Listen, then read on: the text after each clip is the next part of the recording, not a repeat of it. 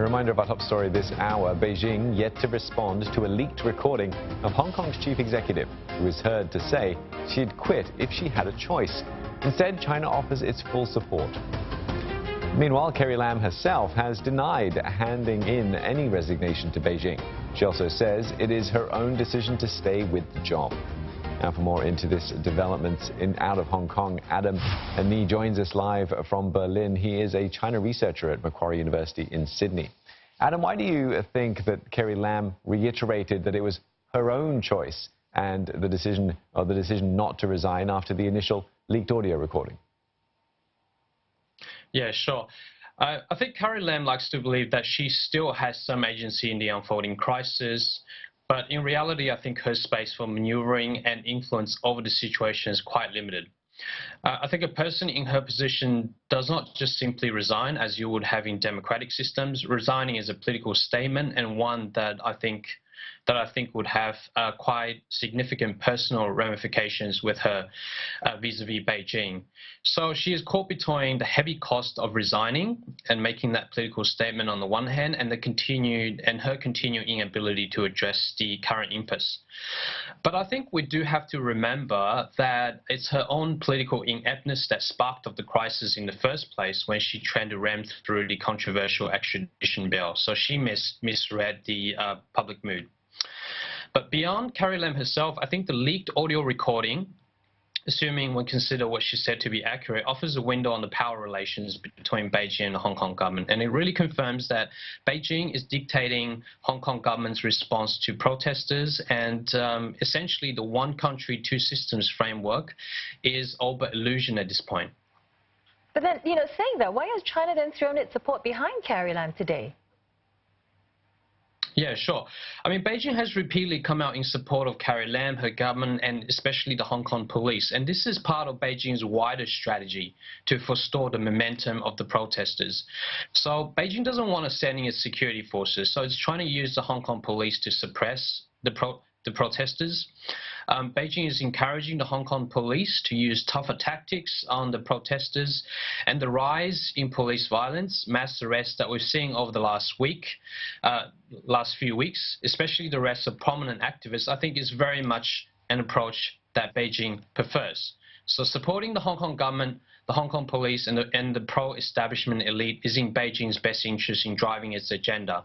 But this is a part of a multi-pronged strategy that has emerged over the last few weeks from Beijing, which doesn't only include supporting the Hong Kong authorities, but also includes propaganda and misinformation campaign to cast the protesters as violent criminals working with foreign forces to undermine China, punishing companies that appear to support the protest, but as well as leveraging through local proxies such as business elite as well as criminal organizations, and finally to threaten to sending the security forces to suppress the protests. So this is a part of a much broader strategy. But if you say this is part of a broader strategy, how long can this go on for? Yeah, certainly. I mean, that's the question many people are asking. We don't see down-ramping at this point. Beijing has adopted a very hardline strategy, and increasingly so over the last few weeks. It's been ratcheting up the rhetoric towards the protesters. There's no sign that Beijing is willing to entertain the five demands of the protesters, even though there are increasing evidence that Carrie Lam and her government, in the absence of Beijing's rejection, would have considered some of these demands, especially in relation to the formal withdrawal of the extradition bill, as well as potentially setting up an independent commission to look at police conduct in response to the protests. So certainly nobody knows how long this can go on for, but what is certain is that we continue to be in for a very rough ride ahead. Well, in one development, Adam, Hong Kong activist Joshua Wong today is in Taiwan, urging locals there to show their support for Hong Kong by taking to the streets on October 1st. What do you see happening with this? I think this is very dangerous. I think this is very dangerous because increasingly Beijing sees the protesters as to be aligned with foreign forces, with nefarious actors that are trying to undermine China's sovereignty and interests. So this I think would add to Beijing's paranoia and really confirm its bias as to how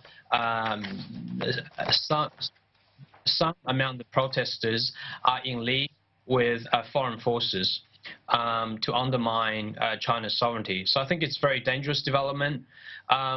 But on another level, I think Taiwan is watching very closely to what is happening in Hong Kong, the crisis that is unfolding before our eyes.